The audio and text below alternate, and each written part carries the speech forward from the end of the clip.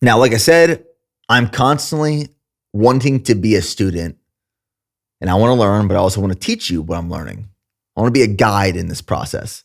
Here's what I've learned so far. Now, this has nothing to do with HYROX or training, but Donald Miller is one of my favorite authors, entrepreneurs, and speakers. And he made this post the other day that said, amateurs want praise, professionals want feedback. Amateurs want praise. Amateurs want a pat on the back. A pat on the back. Professionals want feedback. They want constructive criticism. You don't have to be a pro to start acting like one, though. You don't have to have some professional status to ask for and invite and encourage feedback and constructive criticism. I get unsolicited constructive criticism all the time. Some of it I ask for, a lot of it I don't, but that's okay. So some things that I've learned so far. My rowing form on the rower can improve.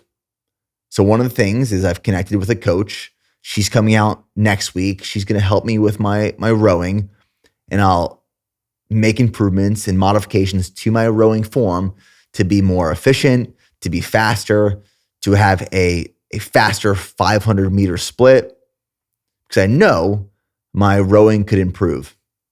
Wall balls. I know that I'm not going deep enough on a lot of my wall balls, and they will be considered no reps in the competition. So when I do these workouts, no matter how fatigued I am, I have to make sure that I am breaking parallel to get the full rep counted for. Like one of the things I've talked about, compromised running needs to be trained. Now, it's one thing to wake up in the morning, go knock out 1K repeats, go for a nice easy run, uncompromised. But doing a workout on compromised legs is critical going into this race. So being able to do 1K repeats or run really hard after doing 100 wall balls or pushing the sled, a really heavy sled, rowing, skiing, all these things, running on compromised legs is something that I'm going to have to train for. I have not been putting enough weight on the sled or using the correct form.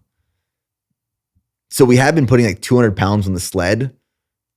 We need like 200 kilograms on the sled, much more. So now we're training with 8 plates, 8 45-pound plates on the sled.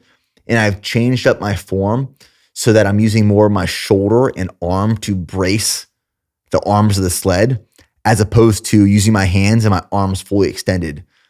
Because using my hands and my arms fully extended with that much weight on a turf floor that might not move as well as our turf floor does come race day, I have to be ready for. And a lot of this prep, a lot of this race is all about energy management. So just like in anything running wise or racing, you don't want to go out too hot where you burn out and then you're just dragging and holding on for the remainder of the race. So it's doing these workouts to increase this threshold capacity, building, and strategically pacing yourself throughout the race to have energy management to make sure you start strong and then you end strong, but emptying the entire tank as you cross the finish line after competing and completing all of the 8 rounds. So energy management is a massive discipline that I had to learn through running and marathon preps. And then I've just learned that you got to treat this just like a marathon prep, where there's a build. You build volume, you build intensity. You have these different training blocks where you're focused on different things. Like one training block might be focused a lot on rowing and skiing. One part of the training block might be focused on a lot of 1K repeats. One part of the training block might be really focused on wall balls or sled push. So you have this build, you have a peak where volume and intensity is at its highest, and then you taper into the competition. So you shed that fatigue. You're still holding all of your fitness, but you're as fresh as possible.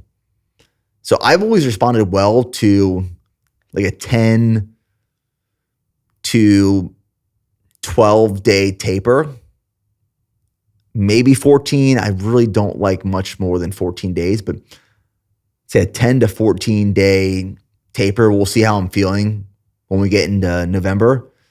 10 to 14 day taper to make sure I come into the race as fresh as possible, but really managing this build, peak, and taper for the event itself.